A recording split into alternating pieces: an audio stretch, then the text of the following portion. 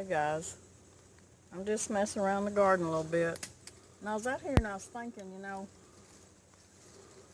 if it wasn't for our subscribers, we wouldn't even have a channel. And that's with all of us. So when y'all get on there and y'all say, Miss Lori, can you do a certain recipe, or can you do this and show us how to do that? I try so hard to make sure that I try to get to y'all's suggestions, or ask me to do something. So as quickly as I can, I do. I promise. But today, I think I'm going to go in there and make a pie. I know that don't surprise y'all, so I know I love pies. But I had a suggestion, and it was from one of my subscribers, and she's one of the nicest ladies. She subscribes to a lot of my YouTube friends, and she always has a lot of nice things to say all the time to everybody. She just lifts you up and keeps you going. Anyway, she asked me, and I think she heard me say something about my sister-in-law's raisin pie. And she said, Miss Lori, would you do that recipe? Do a video on it. So I'm fixing to go in the kitchen here in a minute, and I'm going to do that pie for her. It's my sister-in-law's. It's her recipe for raisin pie, and it's a good one. So y'all stick around, and we'll go in the kitchen here in a minute. Okay, guys, let's get started with my sister-in-law's raisin pie. First thing I've got here is I've got 2 cups of raisins, and you can use just regular raisins, or you can use the golden raisins. That makes a pretty pie too. What I'm going to do is I'm going to put them in my pan, my pot here, and I'll go ahead and turn my stove on to about medium high, or just medium. I'm going to cover my raisins, and it usually takes about 2 cups of water, but you just put enough water just to cover your raisins in the pot. It wasn't quite 2 cups, but that covered it real good. So what I'm going to do is I'm going to let my raisins come up to a simmer, and I'm going to let them simmer for about 10 minutes, and then we'll come back. Okay, our raisins have been simmering for about 10 minutes, and what they've done is they softened up and they plumped up a little bit, and there's still a little bit of water here, but we're going to thicken this water up for the pie, so don't be alarmed if it's, you're not going to cook all the water out, just enough to plump your raisins up. So now that it's simmered and the raisins are good and soft, we're going to add the other ingredients. We've got a stick of butter. We're just going to add them all in this pot with the raisins and the 2 cups of water. And I've got 6 ounces of evaporated milk. The recipe calls for half of a large can, which is 12 ounces. So I've got 6 ounces of evaporated milk I'm going to pour in here. And I've got, let's see, I think it's a cup of sugar. I wonder why it's not wrote down. It's a cup and a half of sugar is what it is. There's 2 differences. There's all kinds of different recipes for raisin pie, and some of the recipe calls for brown sugar. So if you want to use brown sugar instead of your white granulated sugar, that's fine, but you probably need to cut it back just a little bit. So this is 1.5 cups of sugar. If you're going to use brown sugar, just put a cup. That'd be plenty. And it's really good with brown sugar too. But this is my sister-in-law's recipe, and I'm going to stick to it.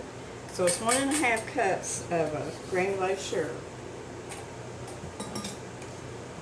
So you got your butter, your sugar, your milk, your raisins. And I'm going to put 3 tablespoons of flour in here. Now, you can use cornstarch. If you're going to use cornstarch, you need to probably use 1.5 tablespoons of cornstarch to 3 tablespoons of flour. And also, some of the recipes call for like a teaspoon of vinegar in an old-fashioned raisin pie. We're not putting vinegar in this recipe. And you can also put like cinnamon and nutmeg and stuff like that. But this is just your simple old-fashioned everyday raisin pie. It's very easy. So we're going to let this cook and let it thicken up. So I've got my 2 cups of raisins, my 2 cups of water that simmered for 10 minutes. I've got a stick of butter. I've got a cup and a half of sugar. I've got 6 ounces of evaporated milk, 3 tablespoons of flour, and I'm going to put a teaspoon of vanilla. There's nothing complicated about this pie. It's really easy to put together. So I'm going to let this come to another simmer, and I'm going to let it thicken up, and when it gets thickened up good, we're going to put it in our pie shell. So we'll be back. Okay guys, I've been standing here, you got to make sure you just keep stirring it now because you don't want it to scorch. But I've been standing here stirring it, and it's been probably about a medium-low heat. It took about 4 to 5 minutes for it to thicken up. I'm going to turn the heat off of it.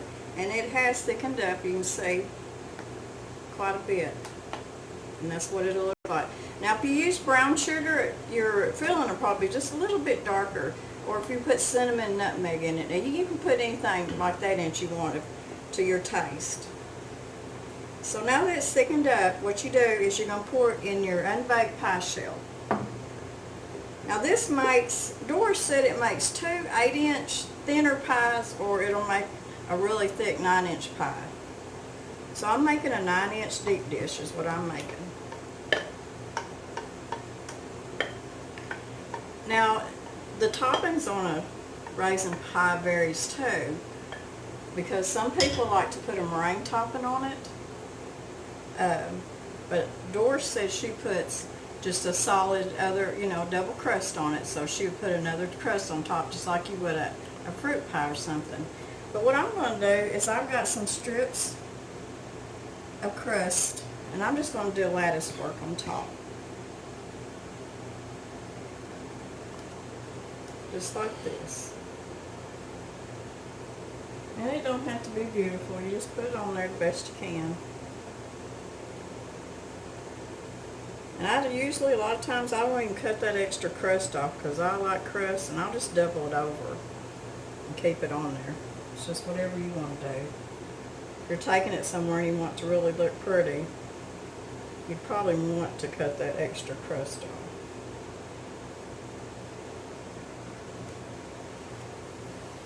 So I'm going to keep putting my lattice work on here, and when we come back I'll show you what it looks like, and then we'll get it in the oven. Now I've got my oven preheated to 325, because you don't want it to cook too hot. You want it to cook a little bit slower to get your filling to set up.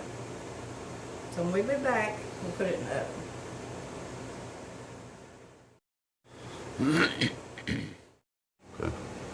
Okay, this is what it looks like once I got it done, and like I said, you could put a solid crust on it or a meringue. I just cut my crust up and made a lattice top. Now usually a lattice top you'd weave it in and out, but I wasn't going to do that today. But it still looks good, it'll be good. Now usually when I do a top crust, I always take just a little bit of sugar and just sprinkle on top, just a little bit, not a whole lot. Now I've got my oven set on 325, and it's already preheated. I'm going to put this on top of a cookie sheet, and at some point I'm going to check it about halfway, and if it looks like my crust is getting too brown, I'll cover it with foil and let it cook the rest of the way. So let's get this in the oven, and we'll check it when it gets done.